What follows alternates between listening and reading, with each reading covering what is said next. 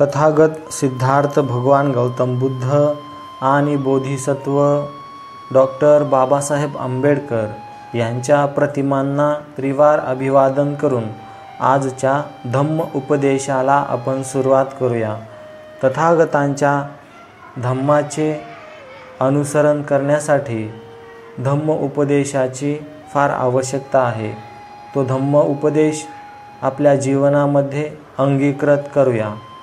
त्याप्रमाणेच तथागतांनी धम्मदानाला खूप महत्त्व दिले आहे. वस्त्रदान, अन्नदान आणि नेत्रदान हे खूप महान दान आहेत. त्यापैकी त्यागदान हे सर्वात मोठे दान आहे. त्यामुळे दान हे खूप महत्त्वाचे आहे.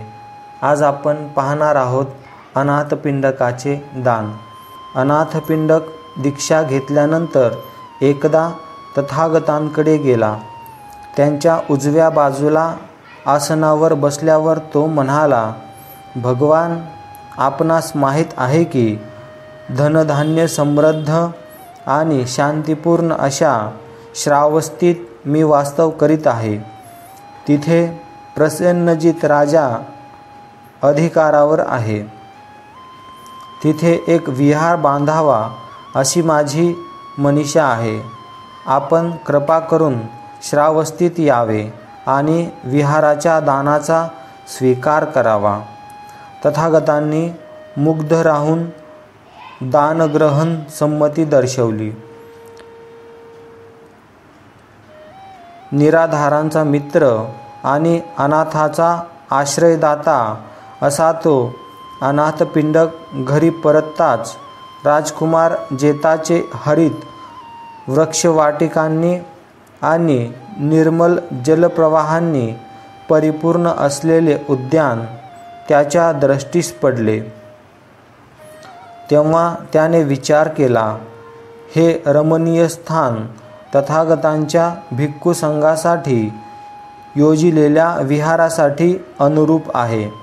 आणि मग तो राजकुमाराकडे गेला आणि ते उद्यान विकत घेण्याची अनुज्ञा मागितली. राजकुमार ते उद्यान विकण्यास तयार नव्हता, कारण त्याचे त्याला फार मोल वाटे.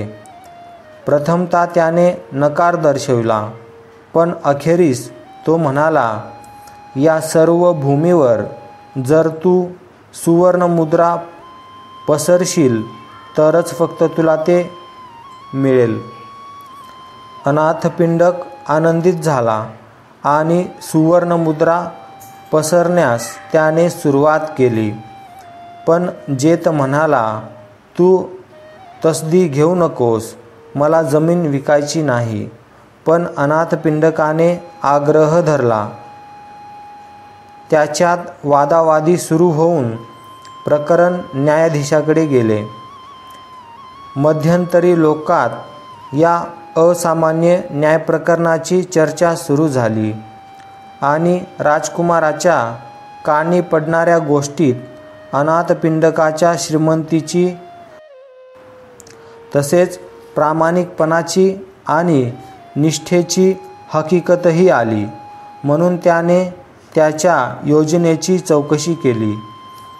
तथागतांचे नाव ऐकताच विहाराच्या संस्थापनेत भाग घेण्यास तो उत्सुक झाला आणि फक्त अर्ध्या सुवर्णमुद्रा स्वीकारून तो म्हणाला, जमीन तुझी आहे, पण वृक्ष माझे आहेत. तथागतांच्या दानात माझा हिस्सा म्हणून ते वृक्ष अर्पण करीत आहे. विहाराचा पाया तयार झाल्यावर तथागतांच्या आदेशानुसार प्रमाणबद्ध असा भव्य विहार बांधण्यास त्यांनी प्रारंभ केला. अनुरूप अशा शिल्पकामाने त्याला शोभिवंत करण्यात आले. या विहाराला जेतवन असे नाव दिले गेले आणि अनाथपिंडकाने तथागतांना श्रावस्तीत त्याचे दान स्वीकारण्यास पाचारण केले. तथागत कपिलवस्तूहून श्रावस्तीत त्यासाठी आले. जेव्हा तथागतांनी जेतवनात प्रवेश केला तेव्हा अनाथपिंडकाने पुष्पवर्षाव केला आणि सुगंधित धूप जाळला. सोन्याच्या झारीतून तथागतांच्या पायावर उदक सोडताना तो म्हणाला, अखिल जगातील भिक्खू संघाच्या उपयोगासाठी हा जेतवन विहार मी आपणास दान देत आहे. तथागतांनी दानाचा स्वीकार करताना उत्तर दिले, सर्व अमंगला विजय प्राप्त होवो. या दानाने दात्याचे आणि अखिल मानवजातीचे कल्याण होवो आणि सर्वत्र न्यायाचे वास्तव्य वर्धित होवो. अनाथपिंडक हा तथागतांच्या 80 प्रमुख शिष्यांपैकी एक होता. त्याला प्रमुख धर्मदाता अशी पदवी होती. पुढचे दान आपण पाहूया, जीवकाचे दान.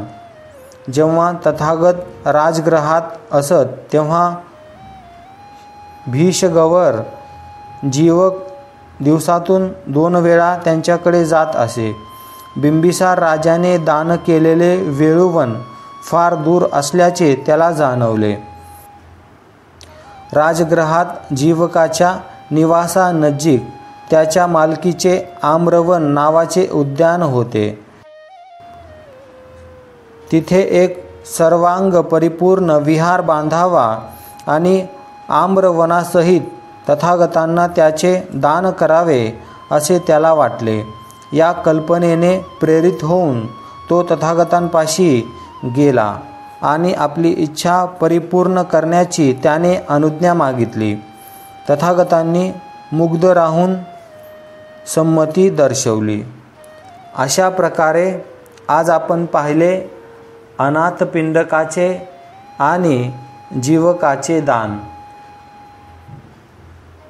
या दानाने भिक्खू संघास आणि भगवान गौतम बुद्धास धम्म प्रचारासाठी, मदतीसाठी आणि सर्व अनुयायांसाठी उपयुक्त असा विहार तयार करून दिला आणि त्यामुळे सर्व जगतात तथागतांचा उपदेश, कल्याणकारी उपदेश सर्वांना या दानामुळे मिळू लागला. अशा प्रकारे आज आपण इथेच थांबूया. असेच माहितीपूर्ण व्हिडिओ पाहण्यासाठी बुद्ध धम्मा या चॅनलला सबस्क्राईब करा. हा व्हिडिओ तुम्हाला कसा वाटला हे आम्हाला लाईक, कमेंट, शेअर करून नक्की कळवा. धन्यवाद. नमो बुद्धाय. जय भीम.